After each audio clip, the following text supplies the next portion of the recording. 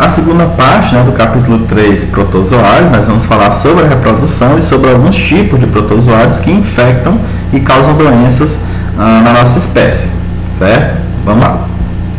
O ciclo de vida, nós vamos ver que existe a chamada divisão binária, né, que está ligada àqueles protozoários de vida livre, que se reproduzem de forma assexuada, né?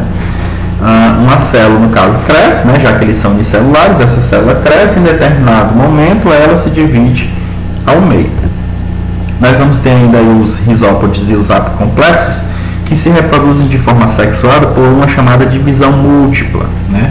Uma célula se multiplica, aliás, multiplica o núcleo diversas vezes por mitose, e aí posteriormente ela se fragmenta. Aqui nós temos um exemplo, né, da ameba, em que ela, por exemplo, passa por dois processos, certo? O primeiro processo aí que ela passa é a cariocinese, em que ela duplica, há uma divisão nuclear, e o processo posterior é a citocinese, né? A citocinese, que é a divisão citoplasmática.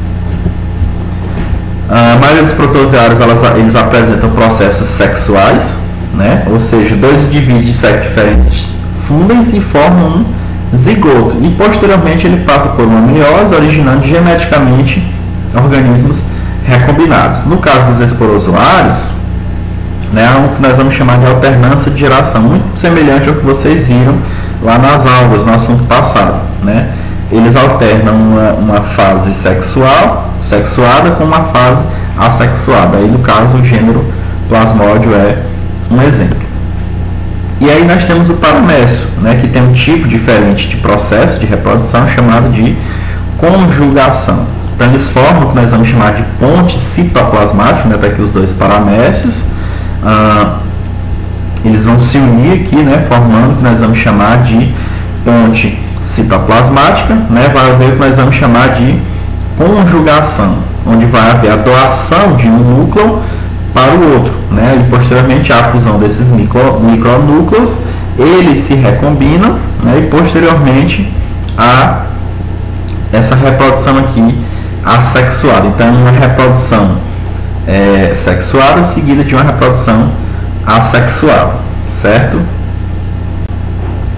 Aí aqui algumas doenças, né, que atingem a nossa espécie. A primeira delas é a chamada amebíase ou desinteria amebiana, né? Ela é causada pelo rizópode chamado da espécie Entamoeba histolítica, né?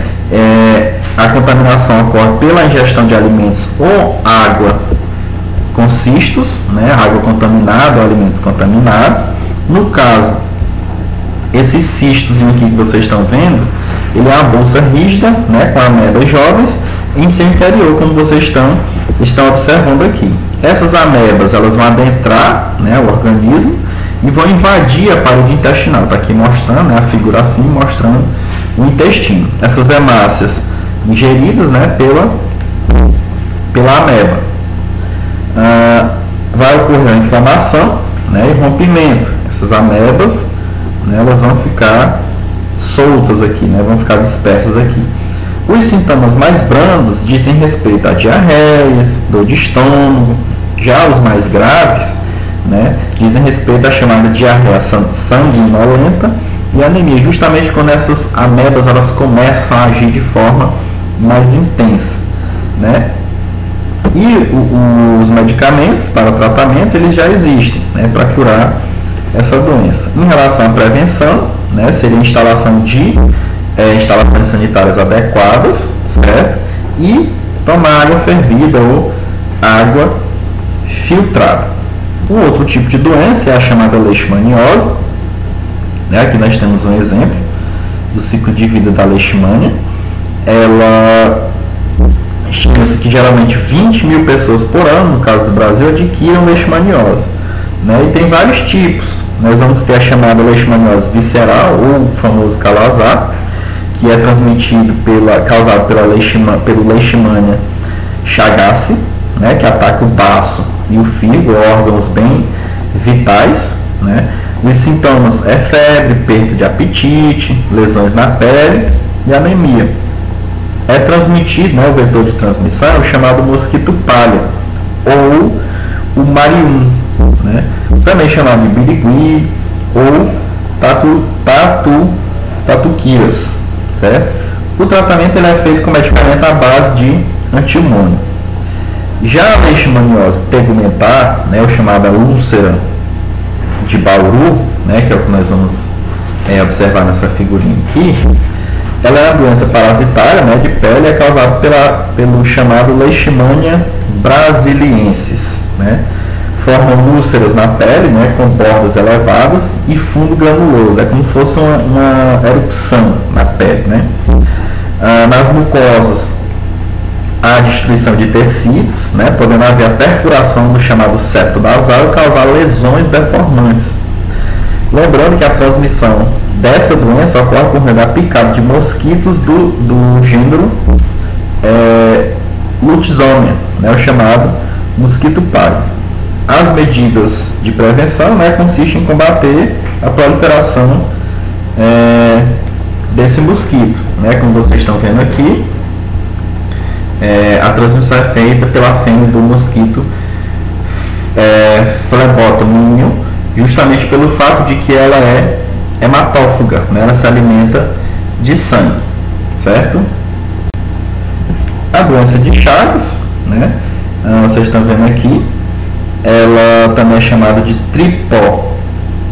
tripanossomíase americana, né? Causada pelo protozoário flagelado chamado de Trypanosoma cruzi. Há dados, né, que mostram que aproximadamente 50 mil pessoas morram anualmente no mundo, tendo como causa a doença de Chagas. Né? Ela é transmitida pelo mosquito barbeiro, ou também chamado de chupanças. Né? É adquirida pelo contato das mucosas com as fezes do inseto, ou seja, ele pousa, por exemplo, no rosto, ou no braço, ou em qualquer outra parte do corpo, a pessoa coça, certo? Como está mostrando bem aqui, e essa passada da mão coçando é justamente o que faz com que o parasita ele adentre ao nosso corpo, certo? Ele também pode ser transmitido durante a gravidez, ou durante uma amamentação, transplante de órgão ou transfusões, certo? O barbeiro ele infecta-se, né, ao sugar sangue de pessoas ou animais com doença. Então é muito parecido com a Aedes aegypti, né? Ele não nasce infectado, ele vai se infectar, né, pelo contato com outras pessoas e aí ele vai transmitir posteriormente, certo? Esse mosquito ele tem hábitos noturnos, né? Depois de picar pessoas, geralmente no rosto, né?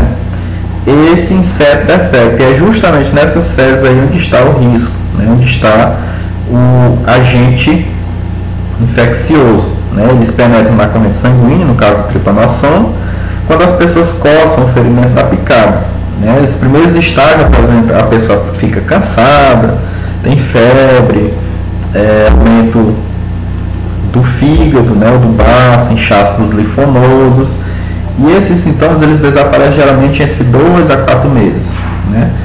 Só mais tarde, 10 ou 20 anos depois, é que aparecem os sintomas mais graves, né? Que é quando o tripanossoma ele chega ao coração e provoca lesões, certo?